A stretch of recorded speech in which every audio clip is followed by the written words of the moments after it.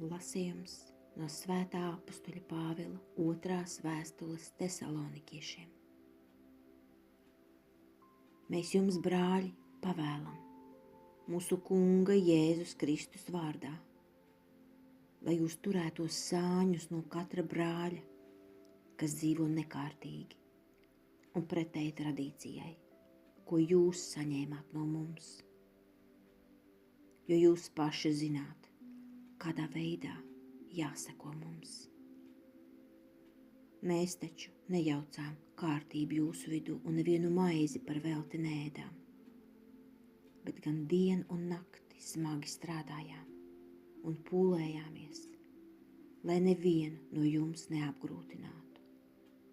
Un ne tāpēc, ka mums uz to nebūtu bijušas tiesības, bet gan lai mēs paši jums rādītu priekšzīmi mūsu atdarināšanai. Un mēs, pie jums būdami, jums devām šādu pavēli. Kas negrib strādāt, tas lai neēd. Bet pats miera kungs, lai dāvā jums mieru vienmēr un visos veidos. Kungs, lai ir ar jums visiem. Sveiciens ar manu Pāvila roku. Tā ir zīme katrā vēstulē, tā es rakstu.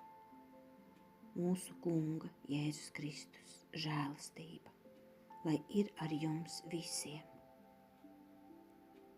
Tas ir Dieva vārds.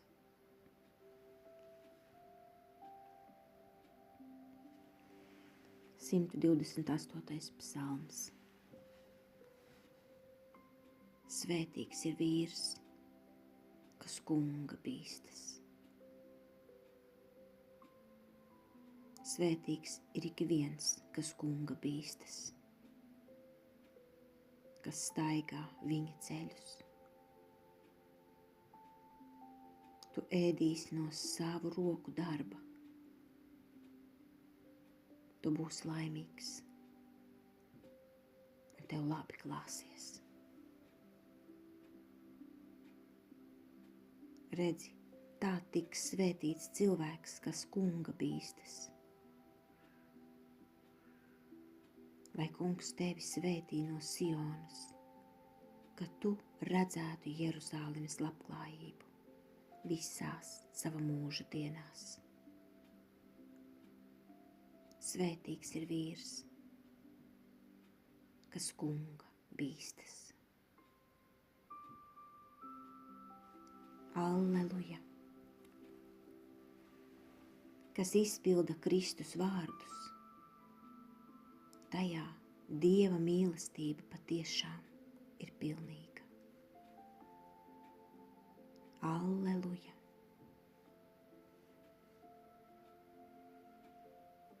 Lasījums no Svētā evaņģēlija, ko uzrakstījis Matejs. Tajā laikā Jēzus sacīja: Bēda jums, rakstu zinātāji un farizēji, jūs liekuļi, jo jūs esat līdzīgi balsinātiem zārkiem, kas no ārpuses izskatās skaisti, bet iekšpusē ir miroņu kaulu un visādu puvekļu pilni. Tāpat arī jūs no ārpuses izliekaties ļaudīm taisnīgi, bet iekšpusē esat pilni liekulības un noziedzības.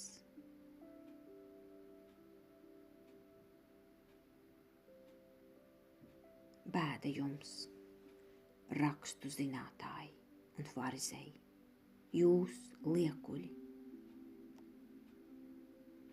Jūs ceļat kapenes praviešiem un izgraznojat taisnīgo pieminekļus un sakāt: ja mēs dzīvotu mūsu tēvu dienās, mēs nebūtu viņiem palīdzējuši praviešu asins izliešanā. Tātad jūs paši liecināt par sevi, ka esat to bērni, kas noslepkavoja praviešus. Tad piepildiet arī jūs savu tēva mēru.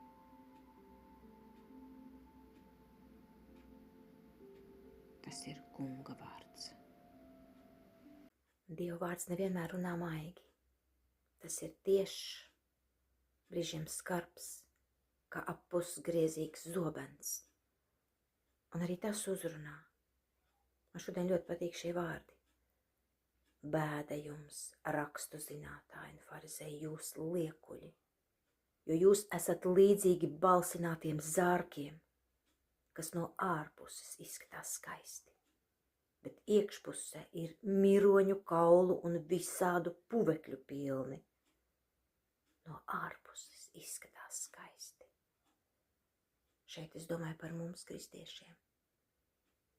Vai arī mēs dažu brīdi tikai no ārpuses neizskatāmies skaisti. Mums ir ļoti, ļoti jāskatās, kad mūsos sāk veidoties kāds puveklis. Un nevis jāmeklē šie puvekļi citos, bet pašiem sevi, lai mēs nekļūtu kā tie ārēji skaisti balsinātie zārki, kas ir puvekļu pilni. Esmu sastapusi tādus kristiešus, kas nes nevis gaismu, bet tumsu, kas redz visu apkārtējo kļūdas un sevi uzskata par ļoti tīriem, svētiem, lai Dievs dod mums redzēt katram savus grēkus, tos atzīt un netēlot, ka mēs esam ļoti svēti, ļoti pareizi, dzīvojam ļoti pareizi, jo tā viss ir Dieva žēlastība. Ne jau no mums pašiem, no mūsu skriešanas, no mūsu cenšanās. Mēs esam tur, kur mēs esam. Būt uzmanīgie, būt uz vakts, raudzīties savā sirdī, savā dvēselē un skatīties, vai tur mīt patiesība, mīlestība, vai tur sāk parādīties tiesāšana, vai es tikai no ārpuses izskatos balta un pūkaina. Daudz vēl manī ievainojumu, daudz vēl manī nepareizu reakciju, bet es to neslēpju. Es to atzīstu, es atzīstu savu vājumu, savu bezspēcību daudzos gadījumos, un tas ir ceļš uz atbrīvošanu. Nevis tēlot svēto, bet iet uz svētumu, atzīstot savas kļūdas, savus kritienus, būt patiesai Dievu priekšā un cilvēku priekšā, būt tādai, kāda tu esi. Ne tīrāka un baltāka, bet patiesa cilvēks ar savām kļūdām.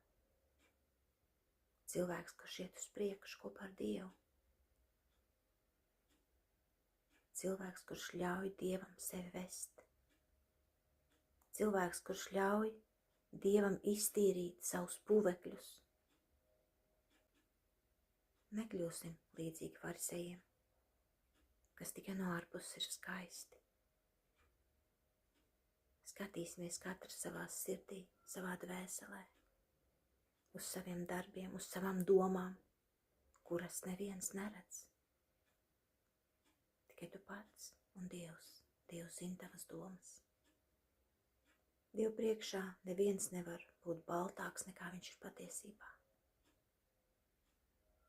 Tāpēc nav jēga spēlēt šo teātri un būt svētākam nekā tu esi. Esi patiess un ej ar Dievu kopā tālāk. Man šodien ļoti patika arī psalms, un es gribu to nolasīt. Svētīgs ir ik viens, kas Kunga bīstas, kas staigā viņa ceļus. Tu ēdīsi no savu roku darba, tu būsi laimīgs. Tev labi klāsies. Cik brīnišķīgi vārdi. Visa dzīves pamats. Svētīgs ir ik viens, kas Kunga bīstas. Tam būs viss. Un tas būs laimīgs. Tik vienkārši. Nemeklē laimi kaut kur citur. Meklē Dievu. Bīsties Dieva. Bijā Dievu. Un tu būsi laimīgs. laimes atslēdziņa ir atrasta šeit, šajā psalmā, 128. psalmā. Svētīgs ir ik viens, kas kunga bīstas. Tu būsi laimīgs un tev labi klāsies. Lai slavēts Jēzus Kristus, bet pats miera kungs, lai dāvā jums mieru vienmēr un visos veidos. Vienmēr un visos veidos. Kunga miers, lai ir ar tevi. To mēs novēlam katrā misē viens otram. Un ziniet, šis miers jau ir manī, un viņš jau sen ir manī. Lai kādi būtu dzīves notikumi, manī ir šis miers.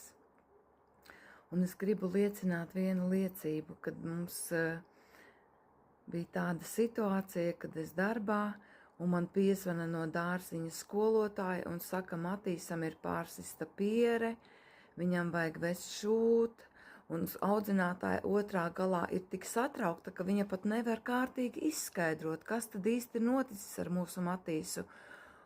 Un es sāku skolotāju mierināt. Es saku, skolotāji, jūs mierīgi runājat. Tas nav nekas ļoti traģisks. Stāstiet mierīgi. Sakiet, kas mums ir jādara. Un viņa otrā galā tāda, jūs mani mierinat?